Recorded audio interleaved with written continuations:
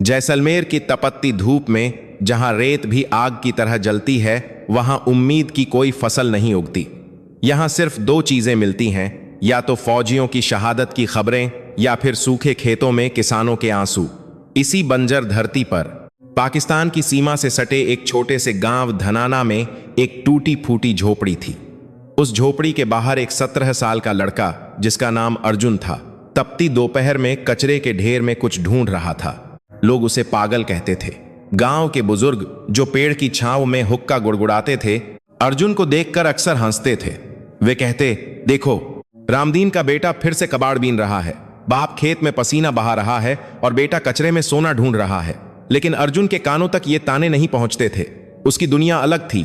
उसकी आंखों में वो सपना था जो इस धूल और धुएं के पार देख सकता था। उसके हाथ काले थे, ग्रीस और मिट्टी से स्ने हुए, लेकिन उसकी उंगलियां किसी जादूगर से कम नहीं थीं। अर्जुन के हाथ में एक पुराना टूटा हुआ मोबाइल फोन था, जिसकी स्क्रीन पूरी तरह चकनाचूर हो चुकी थी। किसी शहर वाले ने इसे बेकार समझकर फेंक दिया होगा, लेकिन अर्जुन के लिए यह कचरा नहीं था। वह इसे ऐसे देख रहा था जैसे किसी जौहरी को हीरा मिल गया हो। उसने अपनी मैली धोती से फोन की धूल पोंछी और धीरे से अपनी जेब में रख लिया। यह उसका 35वां फोन था। झोपड़ी के अंदर अंधेरे कोने में, जहां मक्के की बोरियां रखी होती थीं, वहां अर्जुन ने अपनी एक अलग दुनिया बसा रखी थी। बाहर से देखने पर वह जगह सिर्फ एक कबाड़ खाना लगती थी।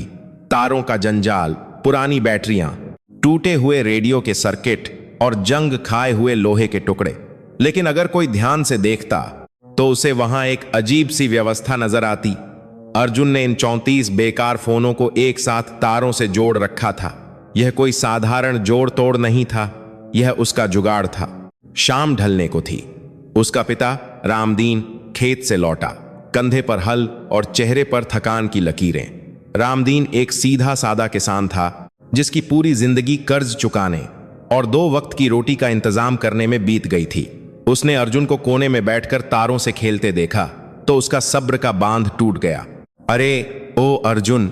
रामदीन की आवाज में गुस्सा और बेबसी दोनों थी। फिर से वही कबाड़। मैंने तुझे कहा था कि पटवारी के पास जा, शायद कोई छपरासी की नौकरी मिल जाए, और तू यहां इन मरे हुए खिलौनों में जान डालने की कोशिश कर रहा है। इनसे पेट नहीं भरता बेटा। ये तार और मशीनें हमें रोटी नहीं देंगी। अर्जुन ने सिर नहीं उठाया। वह एक बारीक तार को बैटरी से जोड़ रहा था। उसने धीमे स्वर में कहा, बापू, ये खिलौने नहीं हैं और ये सिर्फ मशीनें नहीं हैं, ये दिमाग हैं। अगर मैं इन सबको एक साथ जोड़ दूं तो ये वो काम कर सकते हैं जो शहर के बड़े बड़े कंप्यूटर भी नहीं कर पाते। बस थोड़ा सा वक्त और दे दो। रामदीन ने अपना माथा पीट लिया। वक्त? 17 साल का हो गया है तू। गांव के बाकी लड़के फौज की भर्ती के लिए दौड़ लगा रहे हैं, एक छाती चौड़ी कर रहे हैं ताकि देश की सेवा कर सकें, और तू यहां कचरा जमा कर रहा है। क्या जवाब दूं मैं लोगों को कि मेरा बेटा कबाड़ी बन गया है? अर्जुन के हाथ रुक गए। फौज, देश, ये शब्द उसके दिल में भी चुभते थे। वह भी देश के लिए कुछ करना चाहता था, लेकिन उसका तरीका अलग था। वह जानता था कि जंग सिर्फ बंदूकों से नहीं लड़ी जाती। आज के जमाने में जंग हवा में होती है, तरंगों में होती है, उन अदृश्य संकेतों में होती है जिन्हें पकड़ना हर किसी के बस की बात नहीं। लेकिन यह बात वह अपने अनपढ़ और भोले पिता को कैसे समझाता? उस रात जब पूरा गांव सो गया और दूर कहीं सियारों के रोने की आवाजें आने लगीं, अर्जुन अपनी लैब में जाग रहा था। उसके सामने वो 35 फोन एक अजीब से ढांचे में फिट थे। उसने साइकिल के डायनेमो से एक पंखा बनाया था ताकि यह सिस्टम गर्म होकर जल न जाए। बिजली की चोरी करने के लिए उसने पुराने स्टेबलाइजर का इस्तेमाल किया था। उसने एक गहरा सांस लिया और मुख्य स्विच दबाया। स्विच भी कोई कंपनी का नहीं था, बल्कि 2 तारों को आपस में जोड़ना था। अचानक अंधेरी झोपड़ी में नीली और हरी बत्तियों की एक हल्की चमक दौड़ गई। वो 35 टूटी हुई स्क्रीनें एक साथ जगमगा उठीं। किसी पर सिर्फ आधा हिस्सा जल रहा था, किसी पर सिर्फ लकीरें थीं, लेकिन वे सब एक साथ काम कर रही थीं। स्क्रीन पर अंग्रेजी के शब्द नहीं, बल्कि कोडिंग की एक अजीब भाषा चल रही थी, जिसे अर्जुन ने खुद सीखा था। रद्दी में मिली किताबों और कभी कभार मुखिया के घर इंटरनेट चलाकर। चल गया, अर्जुन बुदबुदाया। उसकी आंखों में थकान नहीं, जीत की चमक थी।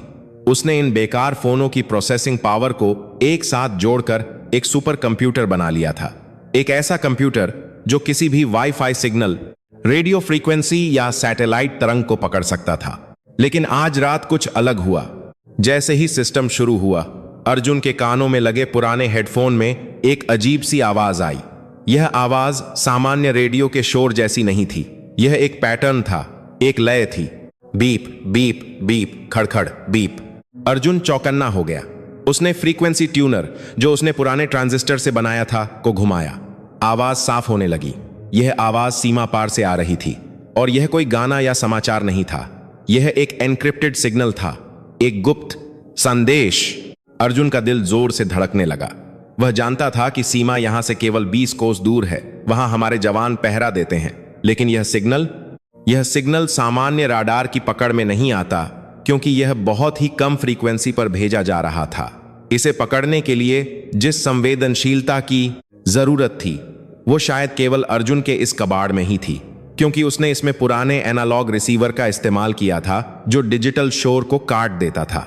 उसने अपनी उंगलियां कीबोर्ड, एक टूटे हुए टाइपराइटर और कैलकुलेटर के बटन से बना पर दौड़ाईं। उसे इस कोड को डिकोड करना था। स्क्रीन पर नंबर तेजी से बदलने लगे।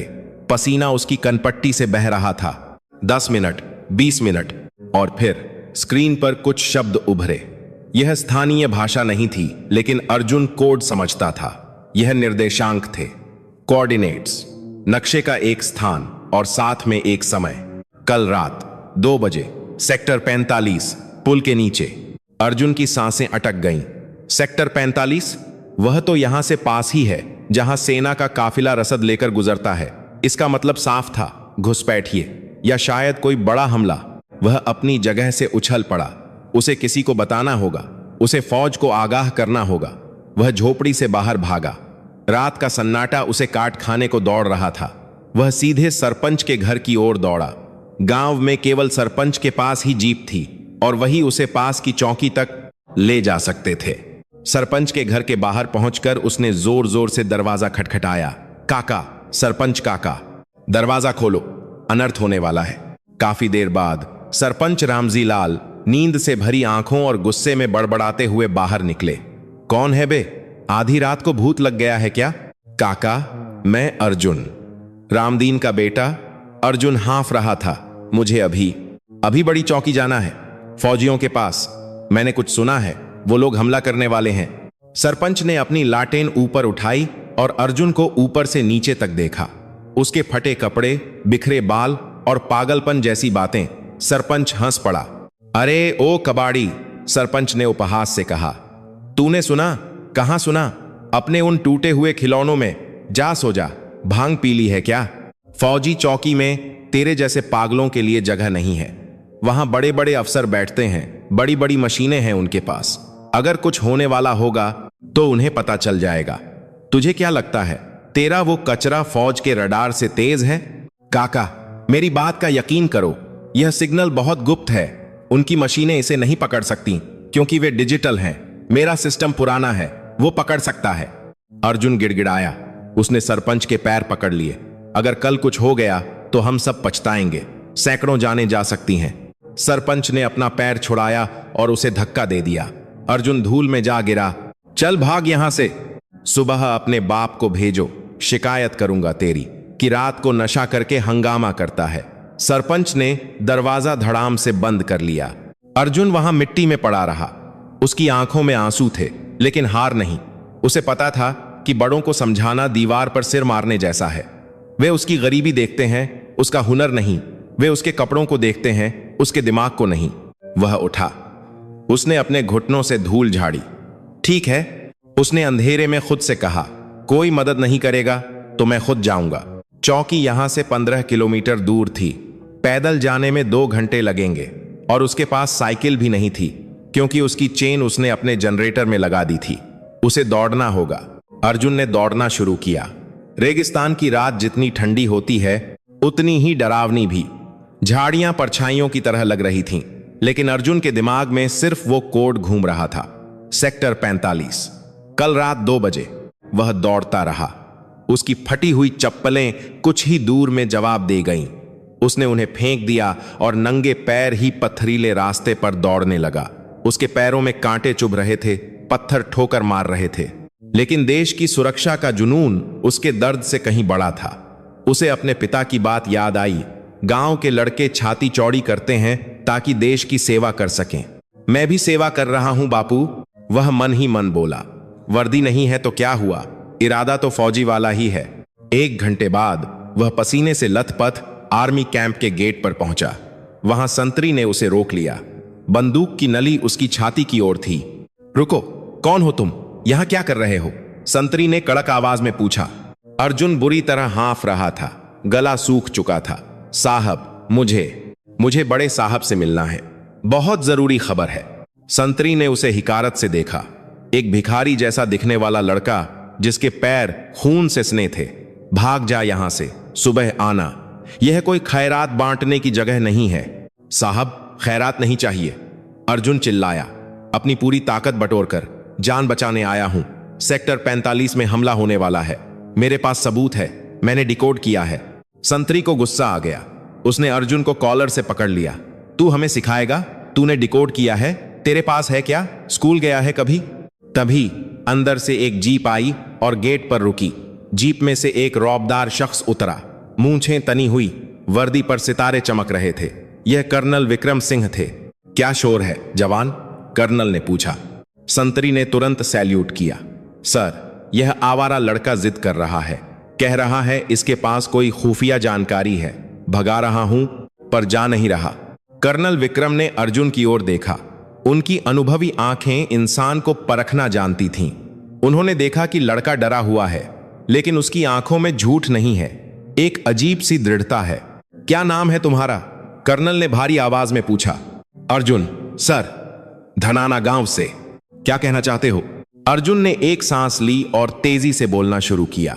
सर, मैंने एक रेडियो सिग्नल पकड़ा है, फ्रीक्वेंसी 133 मेगाहर्ट्ज के नीचे एनालॉग बैंड पर। वो लोग डिजिटल जैमर का इस्तेमाल कर रहे हैं ताकि आपकी मशीनें उन्हें न पकड़ सकें, लेकिन मेरा कंप्यूटर पुराना है, उसने पकड़ लिया। उन्होंने कहा सेक्टर 45 पुल के नीचे रात 2 बजे। कर्नल विक्रम की भौहें तन गईं। 433 मेगाहर्ट्ज एनालॉग बैंड, यह जानकारी किसी साधारण अनपढ़ गंगवार को पता नहीं हो सकती। यह तकनीकी बात थी।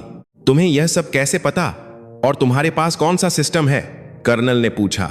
उनकी आवाज में अब भी शक था, लेकिन उत्सुकता भी थी। सर, मैंने कचरे से बनाया है, पुराने फोन और टीवी के पार्ट्स से। आप यकीन मानिए सर, समय बहुत कम है। अगर मैं झूठ बोल रहा हूं तो मुझे जेल में डाल देना, गोली मार देना। लेकिन एक बार, बस एक बार चेक करवा लीजिए। अर्जुन की आवाज भर्रा गई थी। वहां हमारे भाई तैनात हैं सर। कर्नल विक्रम कुछ पल चुप रहे। उन्होंने घड़ी देखी, 1 बजने वाले थे। अगर लड़का सच बोल रहा है तो उनके पास सिर्फ 1 घंटा है, और अगर झूठ बोल रहा है तो सिर्फ नींद खराब होगी। लेकिन एक फौजी कभी रिस्क नहीं लेता। मेजर, कर्नल ने पीछे मुड़कर आवाज लगाई, क्विक रिस्पांस टीम QRT तैयार करो, सेक्टर 45, और बम निरोधक दस्ता भी साथ लेना। संतरी हैरान था। सर, आप इस भिखारी की बात पर, यह आदेश है। कर्नल गरजे। फिर उन्होंने अर्जुन की ओर देखा। बेटा, अगर यह मजाक निकला तो तुझे ताउम्र जेल में चक्की पीसनी पड़ेगी। गाड़ी में बैठ। अर्जुन ने राहत की सांस ली। वह जीप के पीछे बैठ गया। काफिला धूल उड़ाता हुआ अंधेरे में निकल पड़ा। सेक्टर 45 एक सुनसान इलाका था, जहां एक पुराना पुल सूखी नदी के ऊपर बना था। गाड़ियां दूर ही रोक दी गईं। कर्नल और उनके जवान नाइट विजन गॉगल्स पहनकर दबे पांव आगे बढ़े। अर्जुन को जीप में ही रहने का इशारा किया गया, लेकिन वह अपनी गर्दन निकालकर देख रहा था। उसका दिल जोर जोर से धड़क रहा था। क्या उसका कैलकुलेशन सही था? क्या वो कोड सच में यही था, या मशीन ने कोई गलती की थी? अगर वहां कुछ नहीं मिला तो? सन्नाटा इतना गहरा था कि हवा की सरसराहट भी शोर लग रही थी। अचानक एक हल्की सी खटपटक हुई। पुल के नीचे। कर्नल ने हाथ उठाया। सब रुक गए। उन्होंने दूरबीन से देखा। पुल के पिलर के पास अंधेरे में 3 साए हरकत कर रहे थे। वे कुछ लगा रहे थे, कुछ बड़ा, कुछ भारी। अर्जुन सही था। कर्नल ने फुसफुसाते हुए रेडियो पर आदेश दिया, टारगेट इन साइट, घेराबंदी करो, जिंदा पकड़ना है। अगले ही पल रात का सन्नाटा गोलियों की तड़तड़ाहट से टूट गया। धायम धायम। भारतीय सेना के जवानों ने चारों तरफ से धावा बोल दिया। घुसपैठिए घबरा गए। वे भागने की कोशिश करने लगे, लेकिन कर्नल की टीम ने उन्हें दबोच लिया। जब रोशनी की गई तो देखा गया कि वे पुल के पिलर पर आरडीएक्स विस्फोटक लगा रहे थे। इतना बारूद कि पूरा पुल उड़ जाता और सुबह जब सेना का काफिला यहां से गुजरता तो तबाही मच जाती। कर्नल विक्रम ने उस विस्फोटक को देखा, फिर उन बंधे हुए आतंकवादियों को, और फिर पीछे मुड़कर उस जीप की ओर देखा जहां वह दुबला पतला लड़का बैठा था। वे वापस जीप के पास आए। अर्जुन डर के मारे सिकुड़ा बैठा था। उसे गोलियों की आवाज से डर लग रहा था। कर्नल ने दरवाजा खोला। अर्जुन ने डरते हुए ऊपर देखा। सर, कुछ मिला? उसने धीमे से पूछा। कर्नल की सख्त आंखों में नमी आ गई।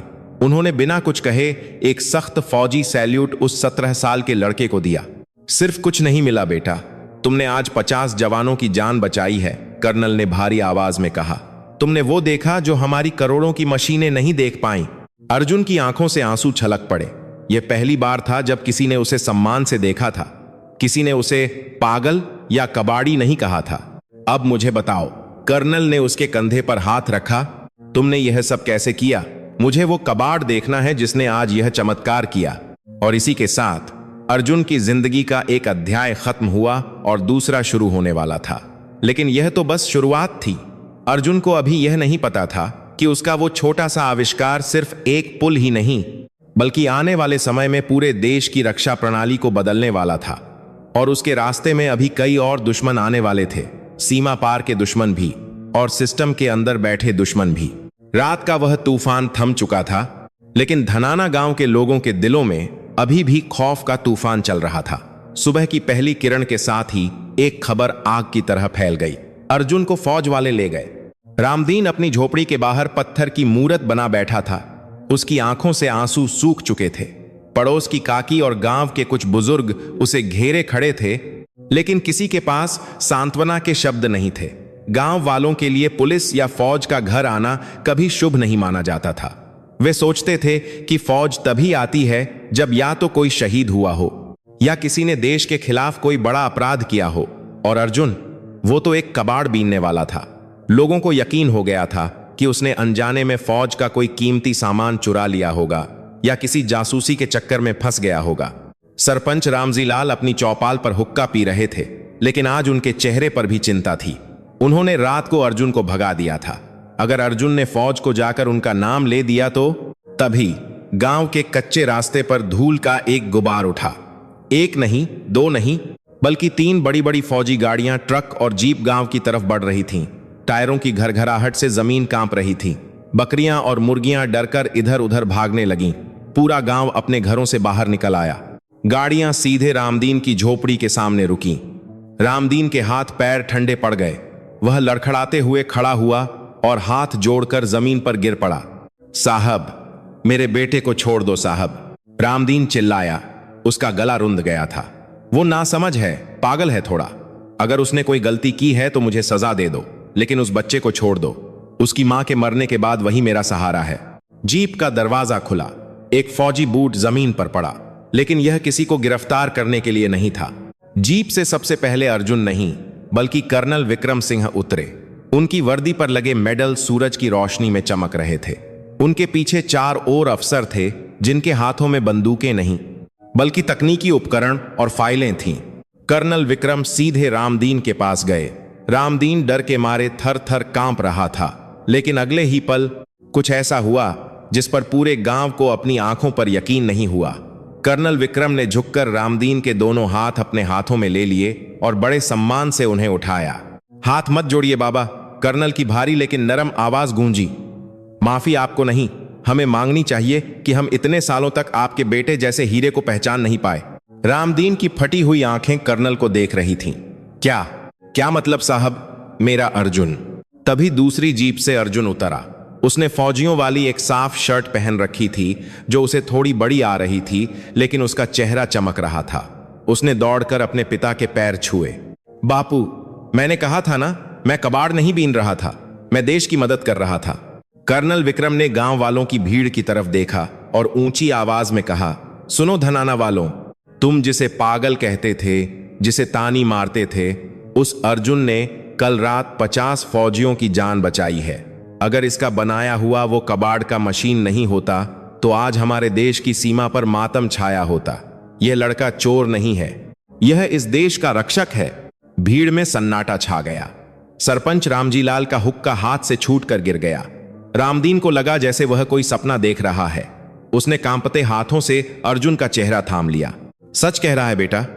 रामदीन ने पूछा। हां बापू, सच। अर्जुन मुस्कुराया। कर्नल विक्रम ने कहा, बाबा, मुझे वो जगह देखनी है जहां अर्जुन ने यह करिश्मा किया। हमारे दिल्ली से आए बड़े इंजीनियर यकीन ही नहीं कर पा रहे कि टूटे हुए मोबाइल से कोई सुपर कंप्यूटर बना सकता है। अर्जुन सबको लेकर अपनी उस अंधेरी कोठरी में गया। उसके पीछे कर्नल, 4 मिलिट्री इंजीनियर और गांव के कुछ लोग भी थे। झोपड़ी के अंदर का नजारा देखकर शहर से आए इंजीनियरों के होश उड़ गए। वहां किसी एसी एयर कंडीशनर की ठंडक नहीं थी, बल्कि मिट्टी की सौंधी खुशबू थी। इंजीनियरों ने देखा कि अर्जुन ने 35 मोबाइलों को जोड़ने के लिए किसी महंगे मदरबोर्ड का इस्तेमाल नहीं किया था, बल्कि पुराने रेडियो के तांबे के तारों को पिघलाकर एक सर्किट बनाया था। एक सीनियर इंजीनियर, जिनका नाम मेजर अय्यर था, उन्होंने अपनी चश्मा ठीक करते हुए पूछा, बेटा, ये प्रोसेसर इतनी गर्मी पैदा करते हैं, ये पिघले क्यों नहीं? तुमने कूलिंग सिस्टम कहां लगाया है? अर्जुन हंसा। उसने कोने में रखे एक पुराने मिट्टी के घड़े मटका की ओर इशारा किया। घड़े के ऊपर गीली बोरी लिपटी हुई थी और उससे एक सूती कपड़ा लटक रहा था, जो धीरे धीरे पानी की बूंदें उन सर्किटों के पास लगे एक एल्यूमिनियम की प्लेट पर टपका रहा था। साथ में एक टेबल फैन लगा था, जो उस नमी को ठंडी हवा में बदल रहा था। साहब, अर्जुन ने मोगरा की तरह सरल भाषा में समझाया, हमारे गांव में जब लू चलती है तो हम मटके का पानी पीते हैं। मैंने सोचा कि अगर मटका पानी ठंडा कर सकता है तो मशीन का दिमाग भी ठंडा कर सकता है। यह वाटर कूलिंग नहीं है, यह मटका कूलिंग है। मेजर अय्यर और बाकी इंजीनियर एक दूसरे का मुंह देखने लगे। यह तकनीक किसी किताब में नहीं थी, यह विशुद्ध भारतीय जुगाड़ था, सस्ता, टिकाऊ और बेहद प्रभावशाली। मेजर अय्यर ने कर्नल से कहा, सर, यह लड़का जीनियस है। इसने पैरेलल प्रोसेसिंग का ऐसा तरीका ढूंढा है जो हम सोच भी नहीं सकते थे। इसने ऑपरेटिंग सिस्टम भी खुद लिखा है ताकि हर फोन की बची खुची ताकत को निचोड़ा जा सके। यह कचरा नहीं है सर, यह एक मास्टरपीस है। कर्नल विक्रम ने गर्व से अर्जुन के कंधे पर हाथ रखा। अर्जुन, यह मशीन यहां इस झोपड़ी में सुरक्षित नहीं है और तुम्हारा दिमाग भी यहां सुरक्षित नहीं है। दुश्मन की नजर अब तुम पर हो सकती है। रामदीन घबरा गया। दुश्मन मेरे बेटे पर? हां बाबा, कर्नल ने गंभीरता से कहा। जिसने आतंकवादियों के प्लान को तोड़ा है वो अब उनकी हिट लिस्ट में होगा। और वैसे भी इस हुनर को खेतों में झाया नहीं होना चाहिए। मैं अर्जुन को अपने साथ ले जाना चाहता हूं मिलिट्री बेस में। वहां इसे वो सब मिलेगा जो इसे चाहिए, कंप्यूटर, किताबें, लैब, और बदले में यह देश को सुरक्षित रखने में हमारी मदद करेगा। रामदीन की आंखों में फिर से आंसू आ गए, लेकिन इस बार ये खुशी और गम के मिले जुले आंसू थे। एक पिता के लिए बेटे को दूर भेजना आसान नहीं होता, लेकिन जब बेटा देश के काम आ रहा हो तो सीना गर्व से चौड़ा हो जाता है। शाम को जब अर्जुन की विदाई का वक्त आया तो पूरा गांव उमड़ पड़ा। जो लोग कल तक उसे कबाड़ी कहकर बुलाते थे, आज वे उसके गले में गेंदे के फूलों की माला डाल रहे थे। सरपंच रामजी लाल भी आगे आए। उन्होंने अपनी जेब से 100 रुपये का एक पुराना नोट निकाला और अर्जुन के हाथ में थमा दिया। बेटा, सरपंच की आवाज थोड़ी कांपी, मुझे माफ कर देना। मेरी बूढ़ी आंखें तेरे हुनर को पहचान नहीं पाईं। तूने साबित कर दिया कि बड़ा काम करने के लिए बड़ी हवेली नहीं, बड़ा जिगर चाहिए। अर्जुन ने झुककर उनके पैर छुए। रामदीन एक पोटली लेकर आया। उसमें गुड़ और बाजरे की रोटी बंधी थी। ले बेटा, शहर का खाना पता नहीं कैसा होगा, भूख लगे तो खा लेना। अर्जुन ने अपने पिता को गले लगाया। रामदीन रो पड़ा।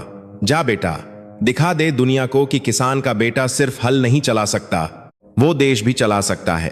अर्जुन जीप में बैठा। गाड़ी चल पड़ी।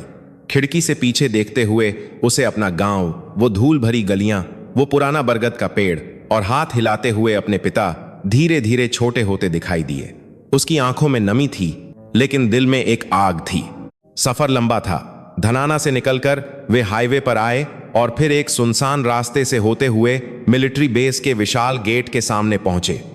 यहां की दुनिया अर्जुन की दुनिया से बिल्कुल अलग थी। ऊंची दीवारें, कंटीले तार, हर जगह वर्दी में तने हुए जवान। और आसमान में गरजते हुए लड़ाकू विमान। गाड़ी एक बड़ी इमारत के सामने रुकी। यहां टेक्निकल विंग का बोर्ड लगा था। अर्जुन को एक कमरे में ले जाया गया। यह कमरा उसकी पूरी झोपड़ी से बड़ा था। ठंडी हवा आंख चल रही थी। सफेद टाइल्स चमक रही थीं। कर्नल विक्रम ने उसे एक कुर्सी पर बैठने का इशारा किया। कुछ ही देर में वहां का माहौल बदलने वाला था। अर्जुन को लगा था कि यहां उसका स्वागत हीरो की तरह होगा, जैसा गांव में हुआ था।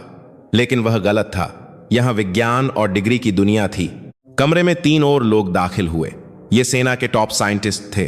उन्होंने सफेद कोट पहन रखे थे और उनके चेहरों पर एक अजीब सा अहंकार था। उनमें से एक डॉ मल्होत्रा, जो कैम्ब्रिज यूनिवर्सिटी से पढ़कर आए थे, उन्होंने अर्जुन को ऊपर से नीचे तक देखा, उसकी टूटी हुई चप्पल और मैली धोती को।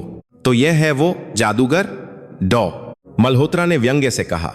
विक्रम, तुम सच में इस देहाती बच्चे को मेरे हाईटेक लैब में काम करने की इजाजत दोगे? इसने आज तक स्कूल का मुंह भी नहीं देखा होगा और तुम चाहते हो कि यह हमारे डिफेंस सिस्टम को कोडिंग सिखाए? कर्नल विक्रम का चेहरा सख्त हो गया। डॉक्टर, इसने वो किया है जो आपका करोड़ों का सिस्टम नहीं कर पाया। वो तुक्का था विक्रम, डॉ मल्होत्रा चिल्लाए। संयोग था। विज्ञान तुक्कों पर नहीं चलता, विज्ञान नियमों पर चलता है। क्या यह जानता है कि क्वांटम कंप्यूटिंग क्या है? क्या यह जानता है कि एल्गोरिदम कैसे काम करता है? यह बच्चा यहां केवल हमारे काम में बाधा डालेगा। अर्जुन चुपचाप सुन रहा था। उसे अंग्रेजी के भारी शब्द समझ नहीं आ रहे थे, लेकिन वह टोन लहजा समझ रहा था। वह समझ रहा था कि यहां उसका इम्तिहान अभी खत्म नहीं हुआ है। यहां लड़ाई बंदूक से नहीं, बल्कि सम्मान की है। अर्जुन धीरे से अपनी कुर्सी से खड़ा हुआ। उसने डॉ मल्होत्रा की आंखों में देखा।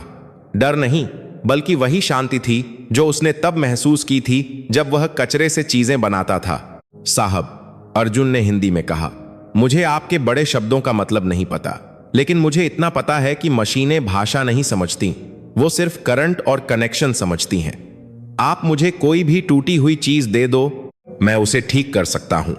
और रही बात नियमों की, तो हमारे गांव में कहते हैं कि जब बैलगाड़ी कीचड़ में फंस जाए तो नियम काम नहीं आते, कंधा लगाना पड़ता है। डॉ मल्होत्रा का चेहरा लाल हो गया। कर्नल विक्रम मुस्कुरा दिए। ठीक है डॉ मल्होत्रा ने चुनौती भरे स्वर में कहा, अगर तुम्हें अपने कंधे पर इतना ही भरोसा है तो एक परीक्षा हो जाए कल सुबह। अगर तुम पास हो गए तो तुम यहां रहोगे, अगर फेल हुए तो वापस अपनी बकरियां चराने चले जाना। मंजूर है, अर्जुन ने कहा। उस रात अर्जुन को बैरक में एक साफ सुथरा बिस्तर मिला, लेकिन उसे नींद नहीं आई। वह खिड़की से बाहर देख रहा था। दूर रनवे पर एक पुराना रिटायर हो चुका MiG-21 लड़ाकू विमान खड़ा था। चांदनी में वह किसी सोए हुए राक्षस जैसा लग रहा था। अर्जुन उसे देखता रहा। उसके दिमाग में फिर से तार जुड़ने लगे थे। उसे नहीं पता था कि कल उसकी परीक्षा क्या होगी, लेकिन उसे यह पता था कि कल उसे सिर्फ अपने लिए नहीं, बल्कि अपने पिता और अपने गांव की इज्जत के लिए जीतना है। उसने अपनी जेब से वो पुराना टूटा हुआ फोन निकाला, जो अब बंद था। उसे अपनी मुट्ठी में भींचा। तैयार रहना दोस्त, उसने फोन से फुसफुसाते हुए कहा। असली खेल तो अब शुरू हुआ है। अगली सुबह सूरज निकलने से पहले ही बेस कैंप में हलचल शुरू हो गई थी।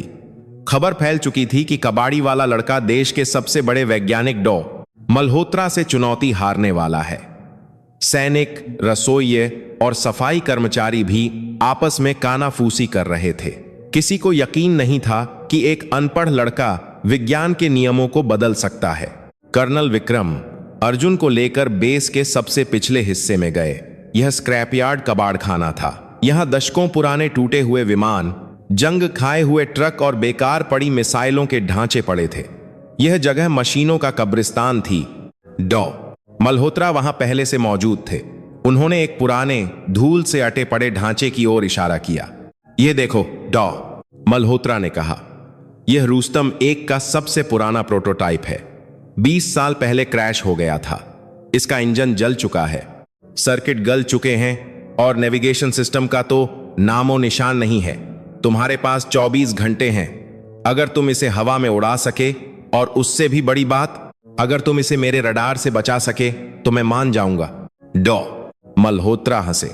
लेकिन याद रखना, रडार से बचना नामुमकिन है। यह कोई जादू नहीं है, विज्ञान है। अर्जुन ने उस टूटे हुए ढांचे को छुआ। लोहे पर जंग की मोटी परत थी। उसने डॉ मल्होत्रा की आंखों में देखा और सिर्फ इतना कहा, जी साहब। समय शुरू हो चुका था। अर्जुन ने सबसे पहले अपनी शर्ट उतारी और उसे कमर पर बांध लिया। अब वह वैज्ञानिक नहीं बल्कि वही धनाना गांव का मिस्त्री लग रहा था। उसने कबाड़ खाने में घूमना शुरू किया। उसे पुर्जे चाहिए थे। उसने एक पुराने जनरेटर से तांबे की वाइंडिंग निकाली, एक टूटे हुए फौजी ट्रक के डैशबोर्ड से कुछ मीटर निकाले। लेकिन सबसे बड़ी समस्या थी इंजन। उस ड्रोन का असली इंजन विदेशी था जो अब राख बन चुका था। यहां ऐसा कोई इंजन नहीं था। तभी अर्जुन की नजर कबाड़ के ढेर के नीचे दबी एक पुरानी बजाज चेतक स्कूटर पर पड़ी। यह शायद किसी पुराने अफसर की रही होगी। अर्जुन की आंखों में चमक आ गई। बापू कहते थे चेतक घोड़ा कभी थकता नहीं। अर्जुन बुदबुदाया। उसने स्कूटर का इंजन बाहर निकाला। यह भारी था और ड्रोन के लिए बहुत कमजोर। लेकिन अर्जुन के पास एक योजना थी। उसने इंजन के गियर बॉक्स को काट दिया और उसे सीधा प्रोपेलर पंखे से जोड़ने का फैसला किया। उसने कार्बोरेटर में बदलाव किए ताकि वह पेट्रोल की जगह विमान के ईंधन एटफ के मिश्रण से चल सके, जिससे उसे दोगुनी ताकत मिले। दोपहर हो गई थी। धूप तेज थी। पसीना अर्जुन के शरीर से नदियां बनकर बह रहा था। कर्नल विक्रम दूर खड़े सब देख रहे थे। उन्हें चिंता हो रही थी। स्कूटर का इंजन ड्रोन में यह तो मजाक लग रहा था, लेकिन अर्जुन का असली काम अभी बाकी था। चुनौती सिर्फ उड़ाने की नहीं थी, रडार से बचने की थी। रडार लोहे को पकड़ लेता है और यह ढांचा लोहे का था। अर्जुन ने एक लोहे के ड्रम में आग जलाई। उसने उसमें पुराने टायर, जला हुआ मोबिल ऑयल और कुछ रसायनों के डिब्बे डाल दिए जो उसे स्टोर में मिले थे। काला गाढ़ा धुआं निकलने लगा। वहां से गुजर रहे एक सिपाही ने नाक सिकोड़ ली। यह क्या कर रहा है? हवन कर रहा है क्या? अर्जुन उस काले धुएं से निकली कालिक सुट को इकट्ठा कर रहा था। फिर उसने उस कालिक को जंग के पाउडर आयरन ऑक्साइड के साथ मिलाया। यह एक अजीब सा चिपचिपा काला लेप बन गया। अर्जुन को याद आया कि उसके गांव की औरतें आंखों में काजल लगाती थीं ताकि बुरी नजर न लगे। और काजल किससे बनता था? दिए की कालिक से। बापू कहते थे कि काला रंग रोशनी को सोख लेता है। अर्जुन का तर्क सीधा था। अगर काला रंग रोशनी सोख सकता है तो क्या यह रडार की तरंगों को नहीं सोख सकता? उसने उस काले बदबूदार लेप को पूरे ड्रोन पर पोतना शुरू कर दिया। वह किसी पागल चित्रकार की तरह लग रहा था। हाथ काले, मुंह काला, और वह मशीन भी अब एक जले हुए कोयले के टुकड़े जैसी लग रही थी। रात हो गई। बेस में सन्नाटा था। सिर्फ अर्जुन के हथौड़े की ठक ठक और वेल्डिंग मशीन की चिंगारियां गूंज रही थीं। सुबह के 6 बज गए। 24 घंटे पूरे हो चुके थे। रनवे पर डॉ मल्होत्रा, कर्नल विक्रम और बेस के तमाम बड़े अफसर मौजूद थे। साथ में एक रडार ट्रक खड़ा था जिसकी स्क्रीन पर हरी रोशनी घूम रही थी। अर्जुन अपने आविष्कार को धक्का देकर रनवे पर लाया। उसे देखकर सब हंस पड़े। वह ड्रोन नहीं लग रहा था, वह एक उड़ता हुआ कबाड़ लग रहा था। स्कूटर का इंजन बाहर लटक रहा था, पंखे लकड़ी के लग रहे थे और पूरा शरीर ऐसा काला था जैसे आग से निकाल कर लाया गया हो। यह क्या है डॉ? मल्होत्रा ने अपना माथा पकड़ लिया। तुमने मेरे लैब का मजाक बना दिया है। यह उड़ेगा? यह तो चलने के लायक भी नहीं है। अर्जुन ने कोई जवाब नहीं दिया। उसने ड्रोन के पास जाकर एक रस्सी लपेटी जैसे जनरेटर स्टार्ट करते हैं। उसने जोर से रस्सी खींची। फट फट फट, धड़ धड़ धड़। आवाज किसी जेट इंजन की नहीं बल्कि एक पुराने स्कूटर की थी। इतनी तेज आवाज कि अफसरों को कानों पर हाथ रखने पड़े। धुएं का एक गुबार निकला। बंद करो इसे डॉ, मल्होत्रा चिल्लाए। यह फट जाएगा। लेकिन अर्जुन ने थ्रॉटल रेस बढ़ा दिया। पंखे तेजी से घूमने लगे। हवा का दबाव बना और फिर वह काला भद्दा मशीन का टुकड़ा जमीन छोड़ने लगा। पहले 1 फुट, फिर 5 फुट, और देखते ही देखते वह कबाड़ हवा में उठ गया। वह डगमगा रहा था, शोर कर रहा था, लेकिन वह उड़ रहा था। कर्नल विक्रम की आंखें फटी रह गईं। शाबाश शेर। अर्जुन ने अपनी कलाई पर बंधे एक रिमोट जो उसने वीडियो गेम के कंसोल से बनाया था से उसे ऊपर और ऊपर भेजा। ड्रोन बादलों की ओर बढ़ने लगा। ठीक है, उड़ गया डॉ। मल्होत्रा ने रडार ऑपरेटर की तरफ देखा। लेकिन अब असली खेल शुरू। इसे ट्रैक करो, इसे लॉक करो। ऑपरेटर ने रडार की स्क्रीन पर नजर गड़ाई। वह एक अत्याधुनिक रडार था जो 50 किलोमीटर दूर एक चिड़िया को भी देख सकता था। ड्रोन अब बेस के ठीक ऊपर चक्कर लगा रहा था। उसकी आवाज साफ सुनाई दे रही थी। सर, ऑपरेटर ने घबराहट में कहा। क्या हुआ? कोऑर्डिनेट्स बताओ। डॉ मल्होत्रा ने पूछा। सर, स्क्रीन खाली है। क्या बकवास कर रहे हो? डॉ मल्होत्रा ने ऑपरेटर को धक्का दिया और खुद स्क्रीन देखने लगे।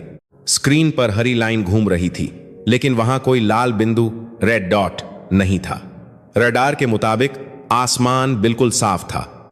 मशीन खराब है, डॉ मल्होत्रा चिल्लाए। वह देखो ऊपर, इतनी तेज आवाज आ रही है। वह सिर के ऊपर है और यह रडार कह रहा है कि वहां कुछ नहीं है। उन्होंने दूसरे रडार ट्रक को चालू करवाया। नतीजा वही, अर्जुन का काला लेप काम कर गया था। कार्बन और जंग का वह देसी मिश्रण रडार की तरंगों को वापस लौटने ही नहीं दे रहा था, वह उन्हें सोख रहा था। अर्जुन ने अनजाने में स्टेल्थ टेक्नोलॉजी का सबसे सस्ता संस्करण बना दिया था, जिसे बनाने में अमेरिका अरबों डॉलर खर्च करता है। अर्जुन ने रिमोट से ड्रोन को नीचे उतारा। जैसे ही वह जमीन पर उतरा, इंजन ने एक आखिरी जोरदार फट की आवाज की और बंद हो गया। रनवे पर ऐसा सन्नाटा था जैसे किसी की मृत्यु हो गई हो। यह विज्ञान के अहंकार की मृत्यु थी। कर्नल विक्रम आगे आए। उन्होंने अर्जुन के काले पुते हुए चेहरे को देखा। यह लैब, कर्नल ने ड्रोन को छूते हुए पूछा, यह किस केमिकल से बना है? अर्जुन ने अपने काले हाथ झाड़े।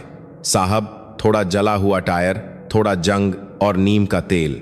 हमारे गांव में जब छत टपकती है तो हम यही लगाते हैं। मैंने सोचा रडार की किरणें भी पानी की तरह होती हैं, शायद यह उन्हें भी रोक ले। डॉ मल्होत्रा पत्थर की तरह खड़े थे। एक अनपढ़ लड़के ने, एक मिस्त्री ने उन्हें उनके ही खेल में हरा दिया था। लेकिन डॉ मल्होत्रा एक सच्चे वैज्ञानिक भी थे। अहंकार टूटने के बाद अब उनके अंदर जिज्ञासा जाग उठी थी। वे धीरे धीरे अर्जुन के पास आए। उनकी नजरें अब बदल चुकी थीं। लड़के, डॉ मल्होत्रा की आवाज धीमी थी, तुम्हें पता है तुमने क्या किया है? तुमने रडार एब्जॉर्बिंग मटेरियल राम बनाया है। दुनिया के देशों को यह फार्मूला ढूंढने में 10 साल लगते हैं। अर्जुन ने हाथ जोड़े। साहब, मुझे फार्मूला नहीं पता, मुझे बस जुगाड़ पता है। जब संसाधन कम हो तो दिमाग ज्यादा चलता है। उस दिन के बाद बेस में अर्जुन का नाम बदल गया। अब कोई उसे कबाड़ी नहीं कहता था। सैनिकों ने उसे नया नाम दिया, जादूगर, द मैजिशियन। लेकिन जश्न ज्यादा दिन नहीं चला। एक हफ्ते बाद दिल्ली से एक कोड रेड आपातकालीन संदेश आया। माहौल अचानक तनावपूर्ण हो गया। कर्नल विक्रम ने सभी बड़े अफसरों और अर्जुन को कॉन्फ्रेंस रूम में बुलाया। बड़ी स्क्रीन पर एक नक्शा था, भारत का पूरा नक्शा, लेकिन उसमें कई जगह लाल बत्तियां जल रही थीं। साथियों, एक जनरल ने स्क्रीन पर वीडियो कॉल के जरिए कहा, स्थिति गंभीर है। पिछले 48 घंटों में हमारे 3 सैटेलाइट्स ने काम करना बंद कर दिया है। हमारी संचार प्रणाली, कम्युनिकेशन सिस्टम पर एक अज्ञात साइबर हमला हुआ है। हमारा पूरा डिजिटल नेटवर्क धीरे धीरे अंधा हो रहा है। कमरे में सन्नाटा छा गया। आज के जमाने में बिना सैटेलाइट के फौज अंधी हो जाती है। न जीपीएस, न मिसाइल गाइडेंस, न बॉर्डर पर निगरानी। दुश्मन कौन है? कर्नल विक्रम ने पूछा। पता नहीं, जनरल ने जवाब दिया। यह कोई साधारण हैकर नहीं है। यह एक ऐसा वायरस है जो हमारे हर डिजिटल सुरक्षा कवच को तोड़ रहा है। अगर हमने इसे नहीं रोका तो अगले 24 घंटों में हमारा पूरा देश ब्लैकआउट हो जाएगा। बिजली, बैंक, ट्रेन सब ठप हो जाएगा। और सबसे बुरा, हमारी मिसाइलें हमारे कंट्रोल में नहीं रहेंगी। सभी वैज्ञानिकों के चेहरे पर पसीना था। डॉ मल्होत्रा भी घबराए हुए लग रहे थे। सर, हमें सिस्टम रिबूट करना होगा, लेकिन उसमें हफ्तों लगेंगे। तभी कमरे के कोने से एक आवाज आई, अगर डिजिटल रास्ता बंद है तो हमें पुराने रास्ते पर चलना होगा। सबने मुड़कर देखा। अर्जुन खड़ा था। पुराना रास्ता? डॉ मल्होत्रा ने पूछा। जी, अर्जुन ने कहा। जब मैं गांव में था तो हम कबूतर से चिट्ठी नहीं भेजते थे, लेकिन हम तारों का इस्तेमाल करते थे, एनालॉग। वायरस कंप्यूटर में घुस सकता है, लेकिन वो रेडियो तरंगों को नहीं मार सकता। वो तांबे के तार को हैक नहीं कर सकता। अर्जुन नक्शे के पास गया। दुश्मन ने हमारी स्मार्ट आंखों को फोड़ दिया है, लेकिन हमारे पास अभी भी पुरानी आंखें हैं। वो रेडियो टावर जो कबाड़ समझकर बंद कर दिए गए हैं, वो लैंडलाइन के तार जो जमीन के नीचे दबे हैं। कर्नल विक्रम की आंखों में चमक आ गई। तुम कहना चाहते हो कि हम एक पैरेलल नेटवर्क, समानांतर नेटवर्क बनाएं? हां सर, अर्जुन ने आत्मविश्वास से कहा। मेरा कबाड़ वाला सुपर कंप्यूटर वो डिजिटल नहीं है, वो हाइब्रिड है। अगर हम उसे देश के पुराने रेडियो टावरों से जोड़ दें तो हम एक ऐसा जाल बना सकते हैं जिसे कोई आधुनिक वायरस नहीं देख सकता। हम दुश्मन को उन्हीं के खेल में फंसा सकते हैं। डॉ मल्होत्रा ने अर्जुन को देखा। इस बार कोई व्यंग्य नहीं था, यह पागलपन है। लेकिन शायद यही एक रास्ता है। हमें पूरे भारत के कबाड़खानों को जगाना होगा। कर्नल विक्रम ने टेबल पर मुक्का मारा। ऑपरेशन देसी नेटवर्क शुरू करो। अर्जुन, तुम्हें जो चाहिए वो मिलेगा, बस इस देश को अंधेरे में जाने से बचा लो। अर्जुन ने खिड़की से बाहर देखा। आसमान में काले बादल छा रहे थे। यह सिर्फ बारिश के बादल नहीं थे, यह एक बड़े युद्ध के बादल थे। एक ऐसा युद्ध जो बंदूकों से नहीं बल्कि दिमाग से लड़ा जाएगा। और इस युद्ध का सेनापति कोई जनरल नहीं बल्कि एक 17 साल का लड़का था जिसके पास डिग्री नहीं, सिर्फ जुगाड़ था। रात के 12 बज चुके थे। भारत के इतिहास में यह सबसे काली रात थी। अचानक कश्मीर से लेकर कन्याकुमारी तक एक साथ बत्तियां गुल हो गईं। यह कोई मामूली बिजली कटौती नहीं थी। अस्पतालों के वेंटिलेटर बैकअप पर आ गए, ट्रेनें पटरियों पर जहां की तह रुक गईं और हवाई अड्डों पर अंधेरा छा गया। मोबाइल टावरों के सिग्नल गायब हो गए। इंटरनेट का शोर जो 24 घंटे चलता रहता था, अचानक एक भयानक सन्नाटे में बदल गया। दिल्ली के मिलिट्री वॉर रूम में बड़ी बड़ी स्क्रीनें जो कुछ देर पहले तक देश की सुरक्षा का नक्शा दिखा रही थीं, अब काली पड़ चुकी थीं। जनरेटर की गड़गड़ाहट के अलावा वहां मौत जैसा सन्नाटा था। जनरल का चेहरा पसीने से तर था। हमारी आंखें फोड़ दी गई हैं, उन्होंने मेज पर मुक्का मारा। हमें नहीं पता कि सीमा पर क्या हो रहा है। अगर दुश्मन ने अभी मिसाइल छोड़ दी तो हमें तब पता चलेगा जब वो हमारे सिर पर गिर चुकी होगी। डॉ मल्होत्रा हताश होकर सिर पकड़कर बैठे थे। उनका विज्ञान, उनकी डिग्री, उनका अहंकार सब इस अंधेरे में बेबस था। तभी अंधेरे कोने से अर्जुन की आवाज आई, साहब, आंखें फूटी नहीं हैं, बस सो गई हैं, हमें उन्हें जगाना होगा। अर्जुन ने एक पुराने भारत का नक्शा मेज पर फैला दिया। यह कागज का नक्शा था, डिजिटल नहीं। उसने अपनी जेब से एक लाल पेन निकाला और नक्शे पर अलग अलग जगहों पर निशान लगाने शुरू किए। यह क्या है? कर्नल विक्रम ने पूछा। साहब, अर्जुन ने उंगली रखते हुए कहा, ये वो जगहें हैं जहां आज से 30 साल पहले सरकार ने बड़े बड़े रेडियो टावर लगाए थे। आकाशवाणी के केंद्र, मौसम विभाग के पुराने रडार और डाक तार विभाग के रिपीटर स्टेशन। जब मोबाइल और इंटरनेट आया तो सरकार ने इन्हें कबाड़ समझकर बंद कर दिया। लेकिन इनका लोहा अभी भी खड़ा है, इनके तार अभी भी जमीन के नीचे हैं। लेकिन उन्हें चलाएगा कौन? डॉ मल्होत्रा ने पूछा। आज के इंजीनियरों को तो टच स्क्रीन के सिवा कुछ आता ही नहीं। उन्हें फ्रीक्वेंसी ट्यून करना नहीं आता, उन्हें मोर्स कोड नहीं आता। अर्जुन मुस्कुराया, एक ऐसी मुस्कान जो तूफान में भी उम्मीद जगा दे। साहब, मशीनें पुरानी हैं तो कारीगर भी पुराने चाहिए। हमें उन लोगों की जरूरत है जिन्हें दुनिया ने रिटायर कर दिया है। वो दादाजी जो पार्क में बैठकर धूप सेंकते हैं, वो पुराने मिस्त्री जो अब चश्मा लगाकर अखबार पढ़ते हैं। उनके हाथों में वो जादू है जो आज के कंप्यूटर में नहीं। कर्नल विक्रम समझ गए, यह युद्ध अब जवानों का नहीं, बुजुर्गों का था। लेकिन हम उनसे संपर्क कैसे करेंगे? फोन तो बंद है, एक अफसर ने पूछा। अर्जुन ने कहा, पुलिस की जीप, लाउड स्पीकर और घर घर जाकर दस्तक। हमें हर शहर, हर गांव से उन पुराने रेडियो ऑपरेटरों, टेलीग्राम वालों और हैम रेडियो के शौकीनों को ढूंढना होगा। इसे ऑपरेशन दादाजी समझिए। अगले ही घंटे पूरे देश में एक अजीबोगरीब नजारा देखने को मिला। रात के अंधेरे में पुलिस की गाड़ियां सायरन बजाती हुई गलियों में दौड़ रही थीं, लेकिन वे चोरों को नहीं बल्कि बूढ़े लोगों को ढूंढ रही थीं। मुंबई की एक चौल में 70 साल के वासुदेवन नायर अपनी आराम कुर्सी पर लेटे थे। वे कभी रेलवे में टेलीग्राफ ऑपरेटर हुआ करते थे। पुलिस ने दरवाजा खटखटाया। नायर साहब, देश को आपकी जरूरत है। नायर साहब कांपते हाथों से उठे। उन्होंने अपनी पुरानी वर्दी की टोपी निकाली, धूल झाड़ी और बोले, मैं तैयार हूं। पंजाब के एक गांव में एक पुराने मैकेनिक करतार सिंह, जो अब ठीक से चल भी नहीं पाते थे, उन्हें फौज की गाड़ी लेने आई। बाबा, वो पुराना वाला बड़ा ट्रांसमीटर ठीक करना है। करतार सिंह की आंखों में चमक आ गई। अरे, वो तो मेरे बाएं हाथ का खेल है, ले चलो। देखते ही देखते हजारों रिटायर हो चुके शेर जाग उठे। उन्हें बड़े बड़े सरकारी दफ्तरों के उन धूल भरे कमरों में ले जाया गया जहां पिछले 20 सालों से ताले लटके थे। मकड़ी के जाले हटाए गए, बैटरियां जोड़ी गईं। अर्जुन वॉर रूम में बैठा इन सबको जोड़ने का काम कर रहा था। उसका देसी सुपर कंप्यूटर अब एक सेंट्रल हब बन चुका था। उसने अपनी फ्रीक्वेंसी सेट की और माइक उठाया। हेलो हेलो, यह नेटवर्क शून्य है। क्या कोई मुझे सुन रहा है? सिर्फ खड़ खड़ की आवाज, सन्नाटा। डॉ मल्होत्रा बेचैनी से टहल रहे थे। यह काम नहीं करेगा अर्जुन, वो तार सड़ चुके होंगे। अर्जुन ने आंखें बंद की। उसने अपने बापू को याद किया। बापू कहते थे, बेटा, संबंध अगर सच्चे हों तो कितनी भी धूल जम जाए, टूटते नहीं। उसने फिर से ट्यूनर घुमाया। हेलो, यहां दिल्ली कंट्रोल है, क्या कोई है? अचानक शोर के बीच एक बारीक सी कांपती हुई लेकिन स्पष्ट आवाज आई। यहां शिलांग स्टेशन है। खड़ खड़, मैं ऑपरेटर दास बोल रहा हूं, हम आपको सुन सकते हैं। ओवर। एडआई। वॉर रूम में जैसे बिजली दौड़ गई। कर्नल विक्रम की आंखों में आंसू आ गए। फिर दूसरी आवाज आई। यह कच्छ, गुजरात है, सिग्नल मिल रहा है। ओवर। यह जैसलमेर है, यह विशाखापट्टनम है।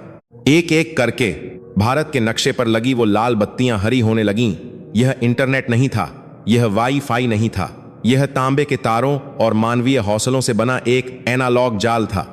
एक ऐसा जाल जिसे दुनिया का कोई भी हैकर हैक नहीं कर सकता था, क्योंकि इसे हैक करने के लिए कंप्यूटर नहीं बल्कि एक इंसान को वहां जाकर तार काटना पड़ता। अर्जुन ने डॉ मल्होत्रा की ओर देखा।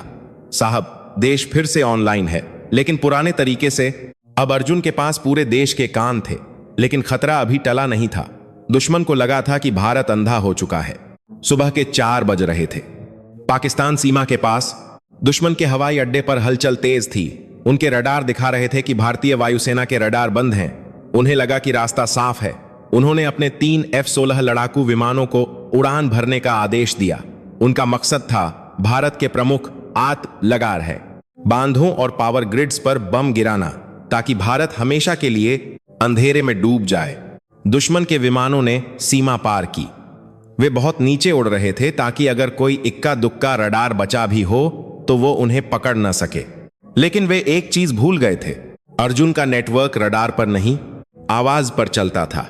राजस्थान के एक छोटे से गांव में एक 65 साल की दादी, जो कभी सेना में टेलीफोन ऑपरेटर थीं, वो अपनी छत पर बैठी थीं।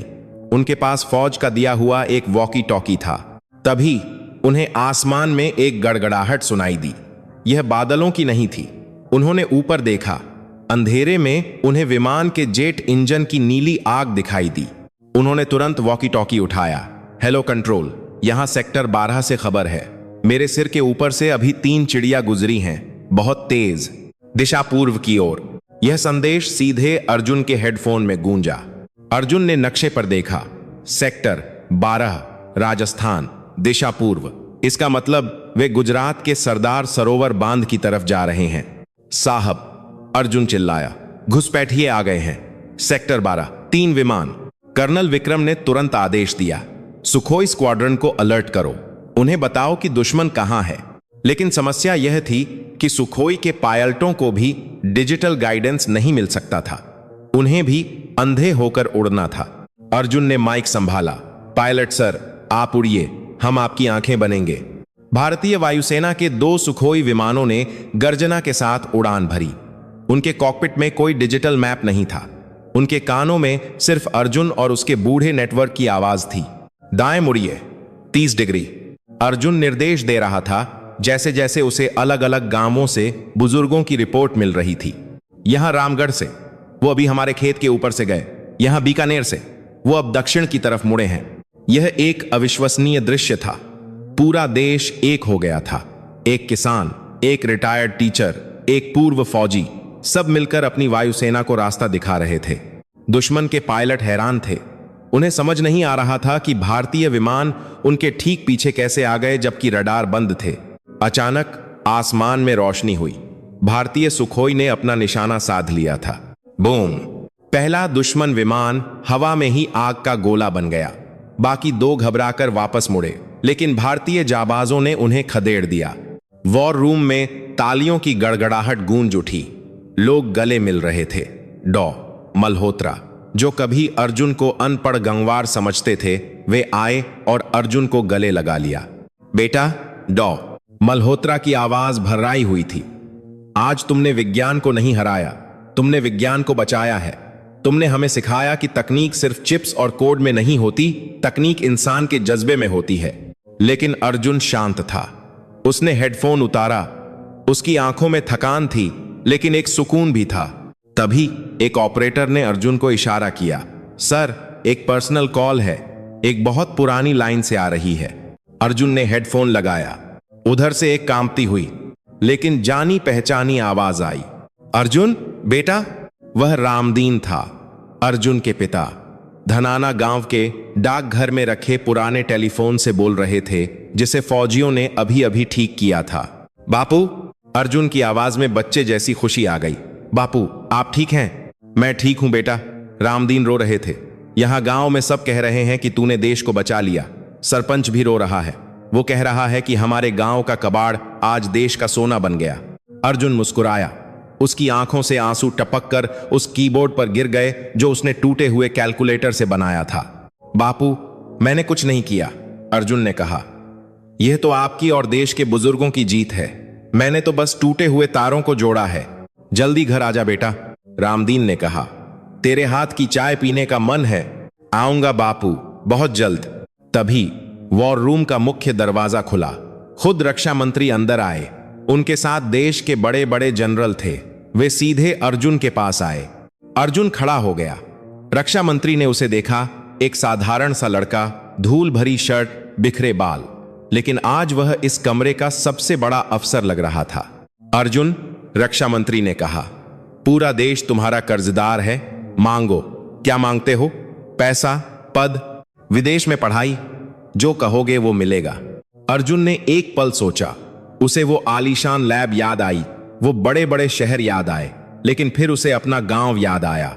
वो बच्चे याद आए जो उसकी तरह कबाड़ में सपने ढूंढते हैं, लेकिन उन्हें कोई मौका नहीं मिलता। मंत्री जी, अर्जुन ने हाथ जोड़कर कहा, मुझे अपने लिए कुछ नहीं चाहिए, बस एक विनती है। कहो बेटा। हमारे देश में लाखों अर्जुन हैं जो गरीबी के कारण कबाड़ बीनते हैं। उनके पास दिमाग है पर साधन नहीं। आप हर गांव में, हर कस्बे में ऐसे जुगाड़ लैब बनवा दीजिए ताकि किसी और रामदीन के बेटे को पागल न कहा जाए, ताकि हम अपनी तकनीक खुद बनाएं, उधार न लें। रक्षा मंत्री की आंखें नम हो गईं। उन्होंने अर्जुन के सिर पर हाथ रखा। वादा रहा बेटा, यह अर्जुन मिशन आज से ही शुरू होगा। लेकिन कहानी अभी खत्म नहीं हुई थी। खतरा टल गया था, लेकिन दुश्मन अभी भी बाहर था। और सबसे बड़ी बात, अर्जुन ने जो तकनीक बनाई थी वो एनालॉग डिजिटल हाइब्रिड। अब पूरी दुनिया की नजर उस पर थी। बड़ी बड़ी विदेशी कंपनियां, जासूस और हथियार बनाने वाले सौदागर अब इस कबाड़ी को ढूंढ रहे थे। अर्जुन जानता था कि उसका जीवन अब पहले जैसा नहीं रहेगा। वह अब सिर्फ एक लड़का नहीं था, वह एक राष्ट्रीय संपत्ति, नेशनल एसेट बन चुका था। कर्नल विक्रम उसके पास आए और धीमे स्वर में बोले, अर्जुन, जंग जीत ली है, लेकिन शांति बनाए रखना ज्यादा मुश्किल होगा। क्या तुम तैयार हो? अर्जुन ने खिड़की से बाहर उगते हुए सूरज को देखा। अंधेरा छंट चुका था। भारत फिर से जाग रहा था। तैयार हूं सर। अर्जुन ने अपनी जेब से वो पुराना टूटा हुआ फोन निकाला और उसे चूमा। जब तक मेरे पास मेरा कबाड़ है, मुझे किसी का डर नहीं। दिल्ली का इंडिया गेट आज दुल्हन की तरह सजा था। गणतंत्र दिवस का मौका था। राजपथ पर तोपों की सलामी गूंज रही थी और आसमान में तिरंगा लहरा रहा था। लाखों लोगों की भीड़ अपनी सांसें थामे उस पल का इंतजार कर रही थी जब देश के वीरों को सम्मानित किया जाता है। वो भी मंच पर राष्ट्रपति महोदय खड़े थे। उद्घोषक, अनाउंसर ने माइक पर एक नाम पुकारा, जिसे सुनकर पूरा देश खड़ा हो गया। और अब देश का सर्वोच्च नागरिक सम्मान, भारत रत्न के लिए आमंत्रित किए जाते हैं धनाना गांव के गौरव और आधुनिक भारत के रक्षक श्री अर्जुन। तालियों की गड़गड़ाहट बादलों की गरज से भी तेज थी, लेकिन वहां कोई सूट बूट पहना हुआ अफसर नहीं आया। वहां लाल कालीन पर चलते हुए एक साधारण सा लड़का आया। उसने सफेद कुर्ता पाजामा पहन रखा था और पैरों में वही पुरानी हवाई चप्पलें थीं। अर्जुन ने राष्ट्रपति के सामने सिर झुकाया। जब राष्ट्रपति ने उसके गले में पदक मेडाल डाला तो उनकी आंखों में भी नमी थी। राष्ट्रपति ने माइक पर कहा, अर्जुन, तुमने देश को क्या दिया है यह इतिहास की किताबों में लिखा जाएगा, लेकिन तुमने देश को जो सिखाया है वह उससे भी बड़ा है। तुमने सिखाया कि संसाधन कम हो सकते हैं, लेकिन संकल्प नहीं। अर्जुन ने माइक संभाला। लाखों आंखें उसे देख रही थीं, टीवी पर, मोबाइल पर और वहां सामने। माननीय राष्ट्रपति जी, अर्जुन ने विनम्रता से कहा, यह पदक मेरा नहीं है। यह उस बूढ़े मैकेनिक का है जिसके हाथ कांपते हैं फिर भी वो इंजन ठीक करता है। यह उस किसान का है जो टूटे हुए हल को रस्सी से बांधकर खेत जोतता है। यह पदक भारत के हर उस जुगाड़ का है जिसे लोग मजबूरी समझते हैं, जबकि वो हमारी सबसे बड़ी ताकत है। उसने पदक को हवा में उठाया। मैं यह सम्मान अपने पिता रामदीन और मेरे गांव की मिट्टी को समर्पित करता हूं। भीड़ ने फिर से जय हिंद, जय भारत के नारे लगाए। समारोह खत्म होने के बाद बड़े बड़े मंत्री और कंपनियों के मालिक अर्जुन के पास आए। अर्जुन जी, एक बड़ी विदेशी कंपनी के सीईओ ने कहा, हम आपको अमेरिका बुलाना चाहते हैं। करोड़ों का पैकेज है। आपकी प्रतिभा के लिए सिलिकॉन वैली सही जगह है। अर्जुन मुस्कुराया, माफ कीजिएगा साहब, मेरा सिलिकॉन वैली मेरा गांव है। अमेरिका के पास पैसा है, पर मेरे देश के पास समस्याएं हैं, और आविष्कार वहां होता है जहां समस्याएं होती हैं। अगले दिन दिल्ली से एक विशेष काफिला रवाना हुआ, लेकिन यह काफिला किसी सीमा पर नहीं जा रहा था। यह राजस्थान के उस छोटे से गांव धनाना की ओर जा रहा था। गांव में उत्सव का माहौल था। हर घर पर दिए जलाए गए थे, जैसे दिवाली हो। ढोल बज रहे थे, औरतें मंगल गीत गा रही थीं। जब अर्जुन की गाड़ी गांव की धूल भरी सड़क पर रुकी तो सबसे पहले रामदीन दौड़कर आए। उनके हाथ में माला थी, लेकिन उन्होंने माला पहनाने के बजाय अर्जुन को अपनी छाती से लगा लिया। एक पिता के फटे हुए कुर्ते पर बेटे का भारत रत्न चमक रहा था। बापू, अर्जुन ने कहा, देख लो, तुम्हारा बेटा वापस आ गया और खाली हाथ नहीं आया। अर्जुन ने पीछे मुड़कर इशारा किया। 3 बड़े फौजी ट्रक आए और गांव के स्कूल के मैदान में रुक गए। गांव वाले हैरान थे। इनमें क्या है? अर्जुन ने ट्रक का त्रिपाल हटाया। ट्रक के अंदर कोई हथियार नहीं थे। उनमें कंप्यूटर, माइक्रोस्कोप, वेल्डिंग मशीनें, सोलर पैनल और ढेर सारे इलेक्ट्रॉनिक उपकरण थे। यह क्या है बेटा? सरपंच रामजी लाल ने पूछा। काका, अर्जुन ने कहा, मैंने सरकार से अपने लिए घर या गाड़ी नहीं मांगी। मैंने यह सामान मांगा है। आज से हमारा गांव सिर्फ अनाज नहीं उगाएगा, आविष्कार उगाएगा। हम रामदीन की पुरानी गौशाला को देश की पहली ग्राम प्रयोगशाला विलेज लैब बनाएंगे। गांव के बच्चों की आंखों में चमक आ गई। वो बच्चे जो कल तक सिर्फ कंचे खेलते थे, आज उन मशीनों को छू रहे थे जिन्हें उन्होंने सिर्फ सपनों में देखा था। 10 साल बाद समय का पहिया घूमा। धनाना गांव अब वो पुराना सूखा गांव नहीं रहा था। खेतों के ऊपर छोटे छोटे ड्रोन उड़ रहे थे जो फसलों पर दवा छिड़क रहे थे। यह ड्रोन किसी विदेशी कंपनी के नहीं थे, बल्कि बांस और पुरानी प्लास्टिक की बोतलों से बने थे। गांव के चौराहे पर एक डिजिटल बोर्ड लगा था जो मंडी के भाव बता रहा था। यह बोर्ड पुराने टीवी स्क्रीन को जोड़कर बनाया गया था, और उस पुरानी गौशाला की जगह अब एक पक्की इमारत थी जिसके बाहर बड़े अक्षरों में लिखा था, अर्जुन ग्राम नवाचार केंद्र, अर्जुन विलेज इनोवेशन सेंटर। अंदर का नजारा अद्भुत था। वहां एसी नहीं था, लेकिन बड़े बड़े मिट्टी के कूलिंग सिस्टम लगे थे। वहां 10 साल से लेकर 60 साल तक के लोग काम कर रहे थे। एक कोने में अर्जुन अब बड़ा हो चुका था। उसके बालों में सफेदी की हल्की झलक थी। वह एक छोटी बच्ची के पास खड़ा था जो व्हील चेयर पर बैठी थी। बच्ची एक अजीब से दस्ताने ग्लव को हिला रही थी। यह काम नहीं कर रहा भैया, बच्ची ने उदास होकर कहा। अर्जुन घुटनों के बल बैठा। उसने दस्ताने के तारों को देखा। अरे पगली, तूने सेंसर को उल्टा लगाया है। देख, इसे ऐसे मोड़। बच्ची ने तार ठीक किया। जैसे ही उसने हाथ हिलाया, कमरे के दूसरे कोने में रखा एक रोबोटिक हाथ हिलने लगा। बच्ची खिलखिलाकर हंस पड़ी। यह दस्ताना उन लोगों के लिए था जो बोल नहीं सकते, ताकि वे इशारों से बातें कर सकें। तभी बाहर एक विदेशी पत्रकारों की टीम आई। वे बीबीसी और CNN से थे। वे इस चमत्कारिक गांव पर डॉक्यूमेंट्री बनाने आए थे। पत्रकार ने अर्जुन से पूछा, मिस्टर अर्जुन, पूरी दुनिया हाईटेक की तरफ भाग रही है। आर्टिफिशियल इंटेलिजेंस की बातें हो रही हैं और आप यहां कबाड़ और तारों के साथ खेल रहे हैं। आपको नहीं लगता आप पीछे रह गए हैं? अर्जुन अपनी कुर्सी से उठा।